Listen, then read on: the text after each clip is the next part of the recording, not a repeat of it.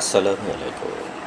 আজ 11 মে 2025 খ্রিস্টাব্দ, 28 বৈশাখ 1432 বঙ্গাব্দ, 12 জিলকদ 1446 হিজরি, রবিবার।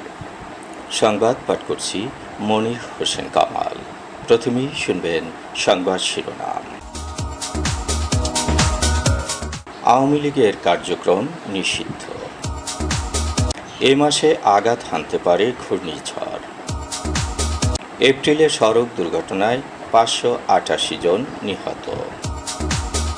আজ বিশ্ব মা দিবস।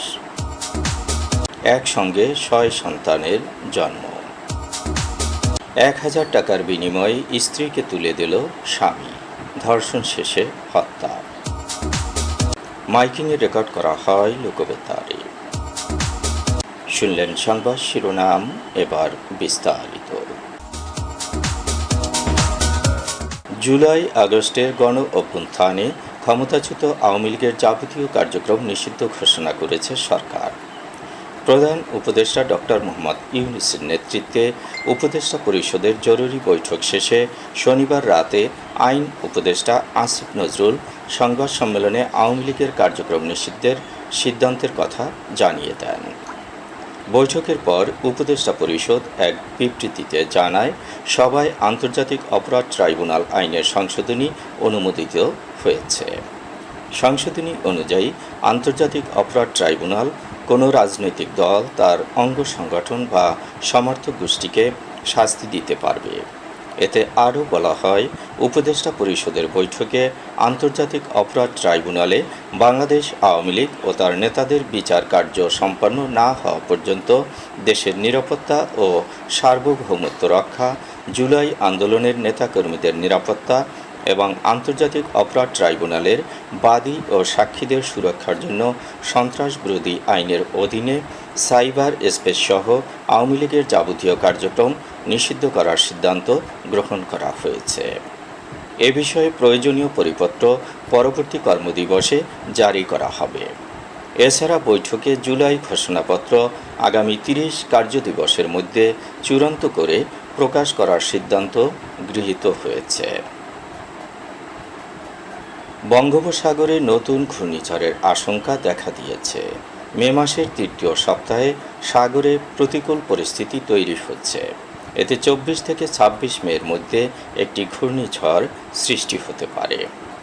আবহাওয়াবিদ মোস্তফা কামাল পলাশ বলেছেন, ঘূর্ণিঝড়টির সম্ভাব্য নাম শক্তি। এটি শ্রীলঙ্কার প্রস্তাবিত নাম। আবহাওয়ার পূর্বাভাসে বলা হয়েছে, ঘূর্ণিঝড় শক্তি 24 থেকে 26 মের মধ্যে স্থলভাগে আঘাত হানতে পারে। সম্ভাব্য আঘাতের এলাকা ভারতের উড়িষ্যা উপকূল থেকে বাংলাদেশের চট্টগ্রাম উপকূল পর্যন্ত বিস্তৃত। তবে সবচেয়ে বেশি ঝুঁকির মধ্যে রয়েছে বাংলাদেশের খুলনা বিভাগ এবং ভারতের পশ্চিমবঙ্গ উপকূল। এখনও ঘূর্ণিঝড়টি তৈরি হয়নি। পরিস্থিতি যেমন যাচ্ছে, এতে করে ঘূর্ণিঝড় তৈরি হওয়া সময়ের ব্যাপার মাত্র। তাই সবাইকে আগাম সতর্কতা অবলম্বনের আহ্বান জানানো হয়েছে। ঘূর্ণিঝড়টি যদি বাংলাদেশের দিকে এগিয়ে আসে, তাহলে উপকূলীয় এলাকায় ঝোড়ো হাওয়া, ভারী বৃষ্টি এবং জলোচ্ছ্বাসের আশঙ্কা রয়েছে। এতে মানুষের জীবন ও সম্পদের ক্ষতির ঝুঁকি বাড়বে। তাই স্থানীয় প্রশাসন এবং দুর্যোগ ব্যবস্থাপনা বিভাগ আগাম প্রস্তুতি নিচ্ছে। বিশেষজ্ঞরা বলছেন, উপকূলীয় এলাকার মানুষদের এখন থেকেই সতর্ক থাকতে হবে। বিশেষ করে মাছ ধরার ট্রলার ও নৌকাগুলোকে নিরাপদ স্থানে রাখার পরামর্শ দেওয়া হয়েছে।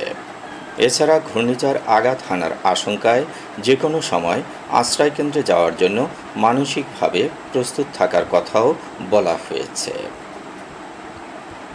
এপ্রিল মাসে দেশের সড়কে 593টি দুর্ঘটনা ঘটেছে। এসব দুর্ঘটনায় 588 জন নিহত এবং 1124 জন আহত হয়েছেন। নিহতদের মধ্যে 86 জন নারী এবং 78 জন শিশু রয়েছে। এ সময় 218টি মোটরসাইকেল দুর্ঘটনায় 229 জন নিহত হয়েছেন।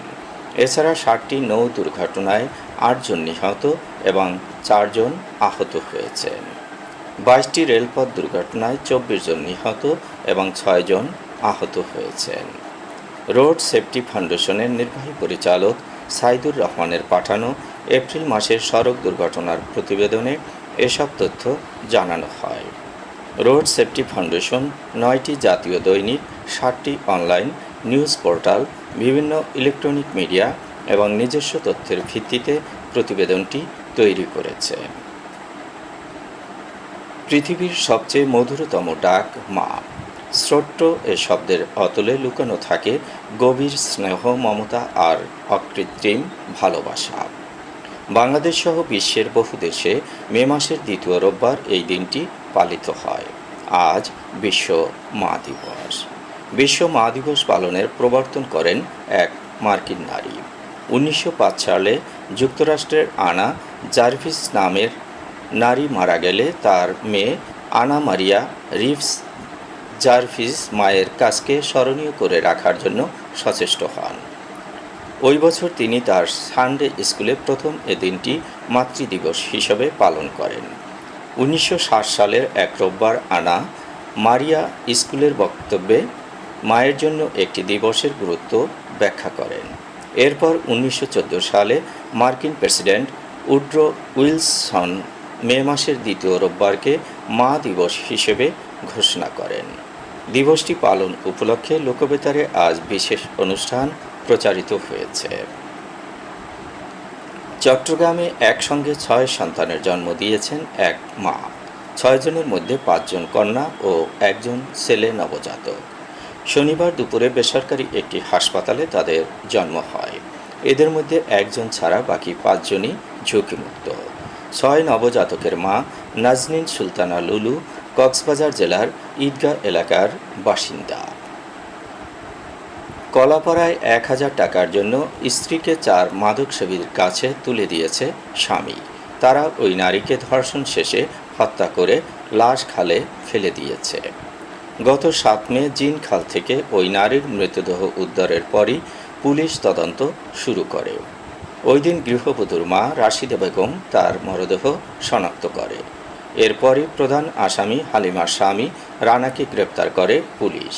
তার দেয়া তথ্যের ভিত্তিতে রানার সহযোগী মাসুম রারি, জালাল খলিফা এবং শুভ হাওলাদারকে কলাপাড়া পৌর শহরের বিভিন্ন এলাকায় অভিযান চালিয়ে গ্রেপ্তার করে। তবে ঘটনায় জড়িত অপর সহযোগী মাসুম হাওলাদার এখনও পলাতক। নিহত গৃহবধূর মা গত 8 মে কলাপাড়া থানায় 5 জনের বিরুদ্ধে একটি হত্যা মামলা দায়ের করেছেন। আমতলীর পাতাকাটা গ্রামের সেকান্দার দুয়ারের মেয়ে হালিমার সাথে 1 বছর পূর্বে কলাপাড়া পৌর শহরের অফিস মহল্লার সৈয়দ ব্যাপারীর ছেলে রাসেল ব্যাপারী ওরফে রানার বিয়ে হয়। রানা একজন মাদকসেবী। বিয়ের পর থেকে হালিমার উপর নির্যাতন করছিল। নির্যাতনের শিকার হয়ে হালিমা তার বাবার বাড়ি চলে গিয়েছিল। গত 27 এপ্রিল আবার স্বামীর বাড়িতে ফিরে যায়। মাদকসেবী রানা 1000 টাকার বিনিময়ে আসামিদের কাছে তার স্ত্রীকে তুলে দেয়। মাদকসেবীরা পালাক্রমে ধর্ষণ করলে হালিমা জ্ঞান হারিয়ে ফেলে। ভোররাতে গলায় ফাঁস লাগিয়ে হালিমাকে হত্যা করে জিন খালে তার মরদেহ ফেলে রাখা হয়। রানা পুলিশের কাছে স্বীকারোক্তি দিয়েছে। মাইকিংয়ে রেকর্ড করা হয় লোকবেতারে। সুমধুর ও সুস্পষ্ট কণ্ঠে মাইকিংয়ের জন্য লোকবেতারের বিকল্প নেই। লোকবেতারের সাউন্ডপ্রুফ স্টুডিওতে করা হচ্ছে গান ও নাটকের রেকর্ড। সেই সাথে লোকবেতারে নামমাত্র টাকায় প্রচার করা হচ্ছে বিজ্ঞাপন। 15 সেকেন্ডের বিজ্ঞাপন প্রচারিত হচ্ছে মাত্র 500 টাকায়। 30 সেকেন্ডের বিজ্ঞাপন 1000 টাকা, 45 সেকেন্ডের বিজ্ঞাপন 1500 টাকা আর 1 মিনিটের বিজ্ঞাপন প্রচার করা হয় মাত্র 2000 টাকায়। নির্ধারিত টাকার বিনিময়ে প্রতিদিন কমপক্ষে 5 বার করে পুরো 1 মাস বিজ্ঞাপন প্রচার করা হবে। মাইকিং ও বিজ্ঞাপনের জন্য যোগাযোগ করবেন 0-1-77-55-66-445 নম্বরে। এবারে শুনবেন আবহাওয়ার খবর।